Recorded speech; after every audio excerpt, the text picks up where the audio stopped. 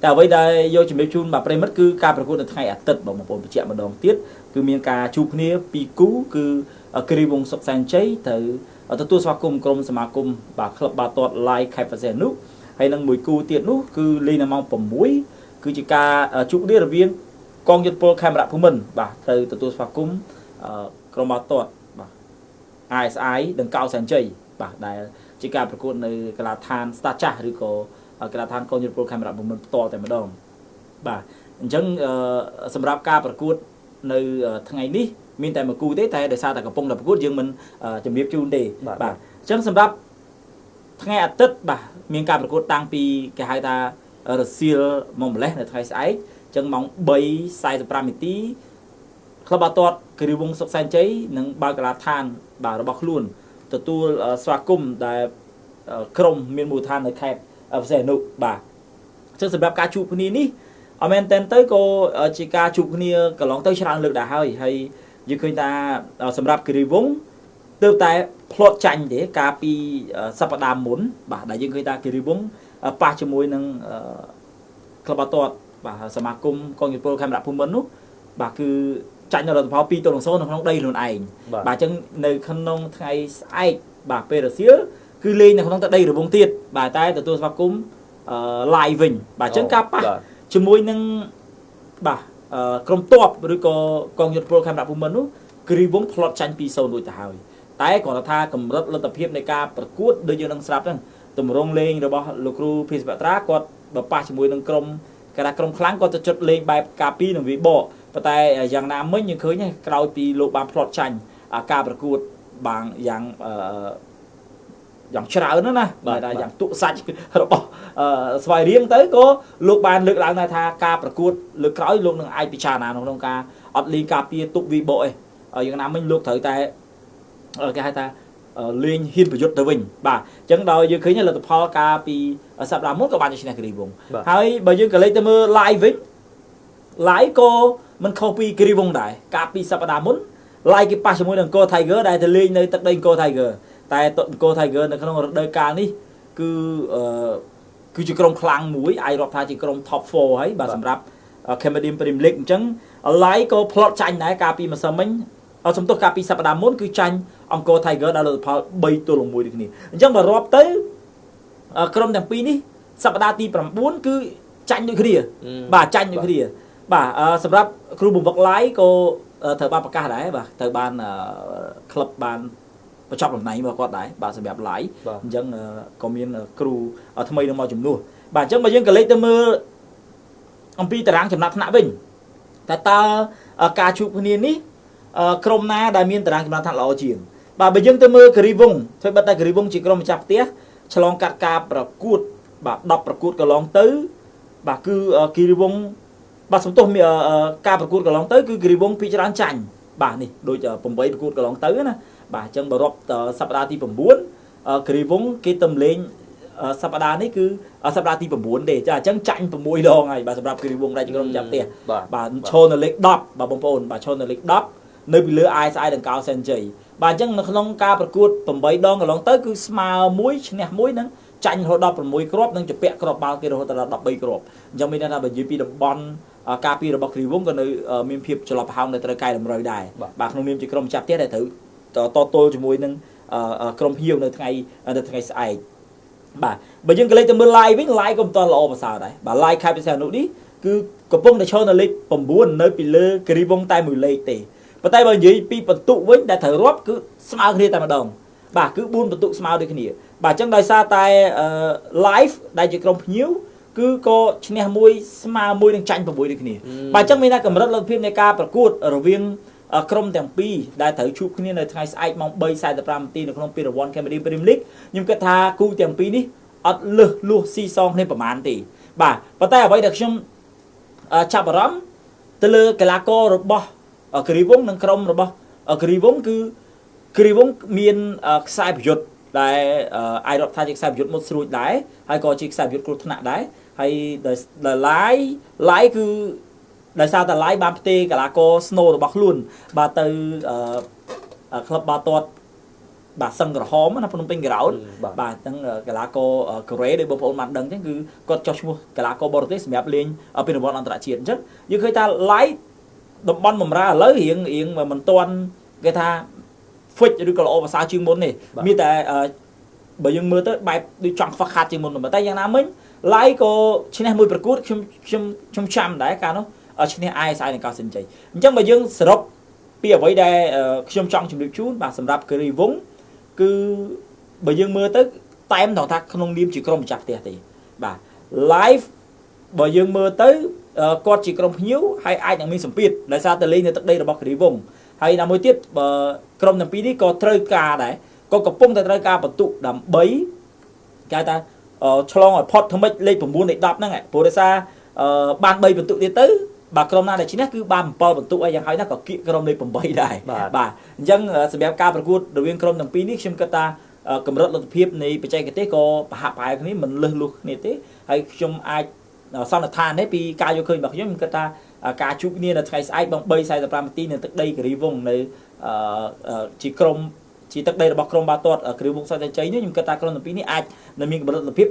ស្មើគ្នាភាគរយច្រើនជាងបាទសង្ខេបយកឃើញមិនដែរបាទការប្រកួតរវាងក្រុមទាំងពីរនេះសម្រាប់ខ្ញុំយកឃើញថាបាទក្រុមគិរីវង្សសុខសែនជ័យក្នុងនាមជាម្ចាស់ផ្ទះនឹងត្រៀមខ្លួនបានល្អជាងហើយខ្ញុំគិតថាការប្រកួតនេះគិរីវង្សសុខសែនជ័យបើសិនជាឈ្នះទៅលើ Live ខេបសែននុវិញក៏មិនលើសច្រើនគ្រាប់ដែរយើងច្រើនលើសគ្នាមួយគ្រាប់តែប៉ុណ្្នឹងទេបាទបាទអញ្ចឹងសខាគាត់គិតថាគិរីវង្សអាចនឹងរកបាន3ពិន្ទុនៅក្នុងដីបាទពីសមាគមក្លឹបបាល់ទាត់ Live ខេបសែននុបាទlike ខ្ញុំគិតថាក្រុមទាំងពីរនេះអាចនឹងស្មើច្រើនជាងបាទភាគរយស្មើច្រើនបាទអញ្ចឹងខ្ញុំសង្ខេបត្រឹមប៉ុណ្ណេះសម្រាប់គូទី1ប៉ុន្តែយ៉ាងណាមិញក៏មានមួយគូទៀតដែរបងប្អូនប្រិយមិត្តទស្សនិកជនគឺជាការជួបគ្នាបាទរវាងកងយុទ្ធពលខេមរៈភូមិន្ទបាទត្រូវ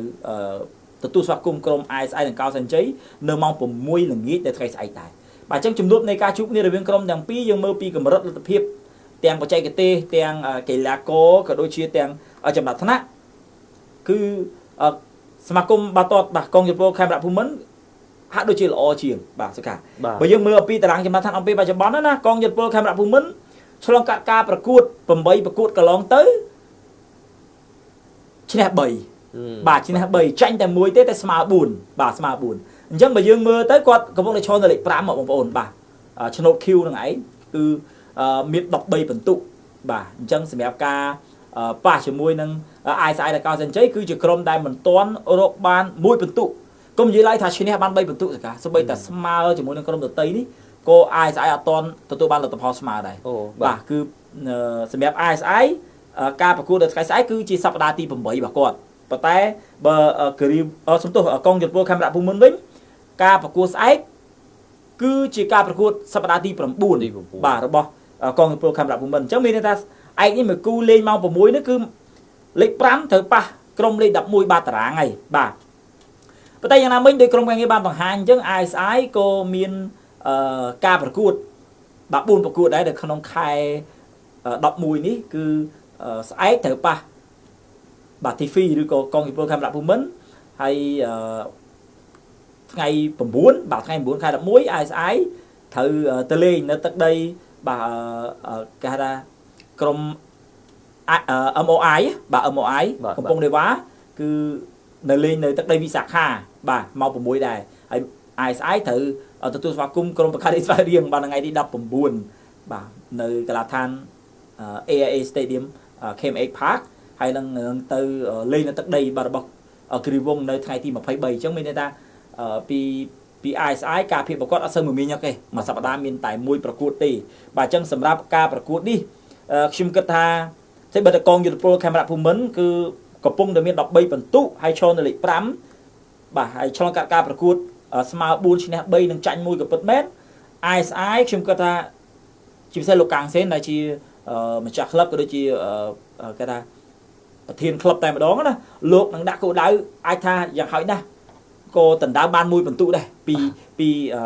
ក្លឹបបាល់ទាត់កងយុទ្ធពលខេមរៈភូមិន្ទព្រោះថាតែប៉ុន្តែលោកមានមេត្តានៅក្នុងការ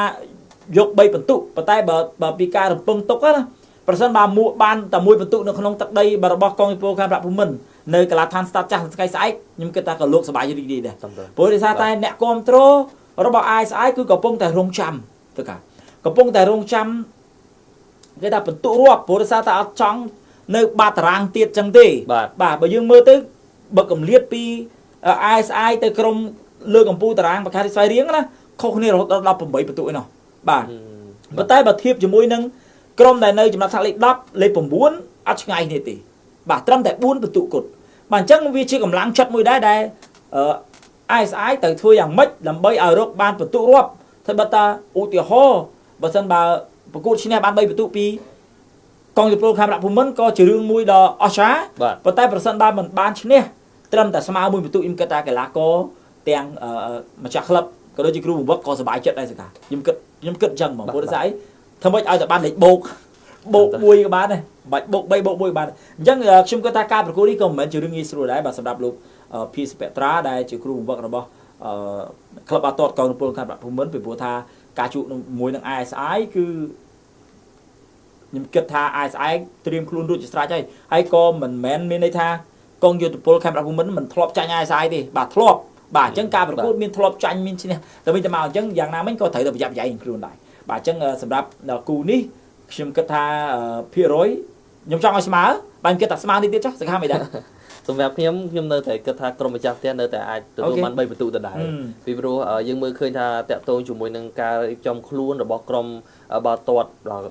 សមាគមក្រសួងការពារជាតិនេះយើងឃើញថាសម្រាប់ការត្រៀមខ្លួនគឺរួចរាល់ហើយក្នុងនាមជាក្រុមម្ចាស់ផ្ទះទៀតមួយវិញទៀតតាក់ទងជាមួយនឹងស្មារតីក្រុមនៃការប្រកួតកន្លងទៅភាគច្រើនគឺមានឈ្នះហើយនឹងស្មើបាទក្រុមការដឹកនាំរបស់លោកគ្រូភីសវត្រាយ៉ាងណាខ្ញុំនៅតែគិតថាក្រុមម្ចាស់ផ្ទះនៅតែធ្វើបានល្អបាទទោះបីជាសម្រាប់ក្រុមភ្ញៀវ ISI ដង្កោសែនជ័យកំពុងតែគេថាទៀមទាបាទចង់បានបន្ទុករាប់ដោយបងវិទ្យលើកឡើងមុននេះក៏ប៉ុន្តែក៏ប៉ុន្តែខ្ញុំនៅតែផ្ដោតគិតថាក្រុមម្ចាស់ផ្ទះអាចនឹងមានឱកាសទទួលបាន3ពិន្ទុពីក្រុមភ្ញៀវដដែលបាទព្រោះថាលេងនៅក្នុងដីខ្លួនឯងត្រឹមត្រូវបាទអញ្ចឹងបើយើងមើលអំពីខ្ញុំសូមអាប់ដេតទៀតសម្រាប់កីឡាករបើយើងរាប់ពីអ្នកចាំទីក្នុងពេលបច្ចុប្បន្នសកាអ្នកចាំទីដែលយើងឃើញថាលេចធ្លោល្អហើយអាចនឹងមានឱកាសក្នុងការកោះហៅទៅចូលរួមជាមួយនឹងក្រុមជម្រើសជាតិណាខ្ញុំឃើញថាកីឡាករពីមុនមកដែលជាអ្នកចាំទីក៏អាចនឹងមានឱកាសប៉ុន្តែកីឡាករចំណូលថ្មីជាពិសេសយើងឃើញកុយសាលីមវិវត្តខ្លួនពីអ្នកចាំទីដែលវឹកហាត់ចេញពីសាលាបាល់ទាត់ជាបាទីទេវិវត្តមកចូលរួមជាមួយនឹងបឹងកេតខ្លាចជាអ្នកចាំទីដៃទី3ជាអ្នកចាំទីដៃទី2រហូតមកដណ្ដើមទូនីតិជាអ្នកចាំទីដៃទី1ឥឡូវនេះបើយើងមើលពីការរក្សាសំណាញ់ទីរបស់គាត់ដែលមិនអោយគូប្រកួតទាត់ចូលគឺកុយសាលីមគឺជាអ្នកចាំទីរបស់បឹងកេតដែលរៀបរៀងគ្រាប់បាល់មិនអោយធ្លាយសំណាញ់បាល់នោះរហូតដល់5លើកឯណោះសកាក្នុងចំណោមការប្រកួតកន្លងទៅចូលមកដល់សប្តាហ៍ទី10នេះនៅក្នុង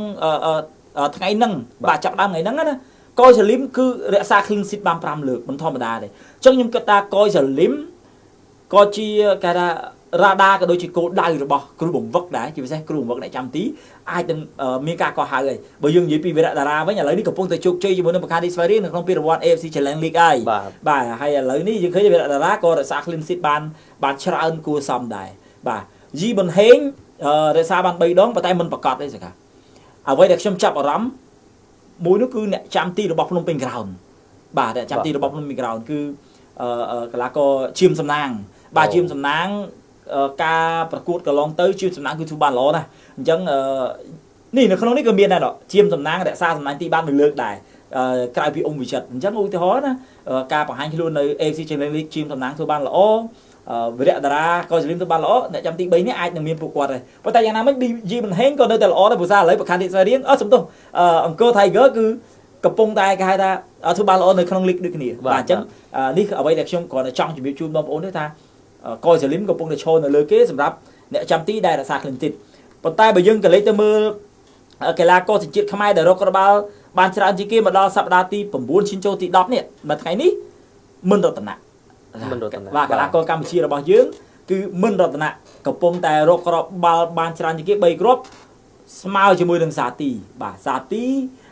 ការផ្លាស់ទៅចូលរួមជាមួយនឹងសឹងក្រហមភ្នំពេញក្រោនសាទីកំពុងតែគេថាអាចចូលជាធ្លុងណាបាទជាក្រុមតែមួយណាខុសពីបាទសិបអូនលំពិសុទ្ធបាទលំពិសុទ្ធគាត់អត់ទាន់សង់តង់ស៊ីជីវៈនេះមកនេះបាទអញ្ចឹងសម្រាប់មិនរតនៈឥឡូវនេះកំពុងតែឈរ ជាកីឡាករជាតិខ្មែរដែលរកក្បាលតបបញ្ចូលទីច្រើនជាងគេគិតត្រឹមសប្តាហ៍ទី9គឺ3គ្រាប់ប៉ុន្តែយ៉ាងណាមិញក៏មានកីឡាករបរទេសដែរសកាបាទកីឡាករបរទេសក៏មានកីឡាករពេប្រាខ្វាមេបាទកីឡាករពេប្រាខ្វាមេនេះគឺសុបបញ្ចូលទីស្មើជាមួយនឹងកីឡាករគូរីតាម៉ាក់អាតជេបាទដែលលេងកំពុងតែលេងនឹងកោ Tiger អញ្ចឹង7គ្រាប់ស្មើគ្នាដោយបងប្អូនបានឃើញអញ្ចឹងតែឥឡូវកំពុងតែបណ្ដេញគ្នាហើយបាទមាន Patrick ផងមានគីមយុនស៊ូមាន Park Jong Bin មានកីឡាករ Maxim Bredon របស់ភ្នំពេញ Ground ហើយកីឡាករ Odo ក៏កំពុងតែល្អដែរហើយនឹងកីឡាករ Fael Raul Mihai ដែលជាកីឡាករខ្សែការពារទេណាប៉ុន្តែគាត់អាចរកបាន4គ្រាប់ហើយនឹងកីឡាករ Yusuke បាទរបស់ Nagawa បាទកីឡាករ Minagawa បាទ Yusuke បាទអញ្ចឹងដូចដែលបងប្អូនឃើញហ្នឹងដោយសារតែ Cameroon Premier League លោកបាយចែកបាទសម្រាប់កីឡាករទាំងបរទេសទាំងកម្ពុជាអញ្ចឹងសម្រាប់សប្តាហ៍នេះខ្ញុំបាទសូមលើកយកសាច់រឿងក៏ដូចជាព័ត៌មានសម្រាប់ការប្រកួតនៅថ្ងៃស្អែកបាទថ្ងៃអាទិត្យបាទមកជម្រាបជូនបាទប្រិយមិត្តទស្សនិកជនហើយយើងចាំមើលថាតើថ្ងៃស្អែកនេះសម្រាប់ការប្រកួតនៅក្នុងថ្ងៃនេះក៏ដូចជាថ្ងៃស្អែកលទ្ធផលនឹងទៅជាយ៉ាងណាយើងនឹងអាប់ដេតបន្ថែមទៀត